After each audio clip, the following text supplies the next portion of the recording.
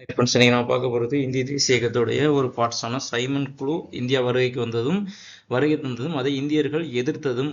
So இந்த நிகழ்வுகளை பார்க்க போகிறோம். ஃபர்ஸ்ட், சைமன் குழு எதுக்காக இந்தியா வருது அப்படின்னா, மாண்டே சேம் ஸ்போர்ட்ஸ் சீர்திருத்தம் 1919 வந்து பார்த்தீங்கன்னா கொண்டு வந்திருப்பாங்க. இதுக்கு அடுத்து ஒரு 10 வருஷம் கழிச்சு வந்து பார்த்தீங்கன்னா இந்த சீர்திருத்தம் எப்படி இருக்குன்னு சொல்லிட்டு பார்ப்பதற்காக ஆங்கிலேயர் சார்பாக ஒரு குழு அனுப்புனாங்க. அது முன்னகட்டியே வந்துட்டு அது 1927 வந்துட்டு. ஸோ இந்த குழு வரும்பொழுது இந்தியர்கள் வந்து பார்த்தீங்கன்னா தங்களுடைய எதிர்ப்பு வந்து பார்த்தீங்கன்னா வலுவாக காமிச்சாங்க. அதனுடைய விளைவு தான் பார்த்தீங்கன்னா கோபாக் சைமன்கிற முழக்கம். ஸோ சைமனே திரும்ப போ அப்படிங்கிற முழக்கத்துடன் இந்தியர்கள் பல்வேறு கட்டங்களில் பல்வேறு மாகாணங்களில் பல்வேறு இடங்களில் முழக்கங்களை தெரிவித்தாங்க. குறிப்பாக லாகூரில் வந்து பார்த்தீங்கன்னா லாலா லஜபதி ராய் தன்னுடைய எதிர்ப்பை காமிச்சாரு. அதனால போலீஸ் தடியடி பட்டு ஒரு 2-3 நாள் கழிச்சு இறந்து போனார். இது காரணமாக இருந்தவர் யாருன்னா லாகூர் காவலர் சாண்ட்ராஸ்ன்றவர்.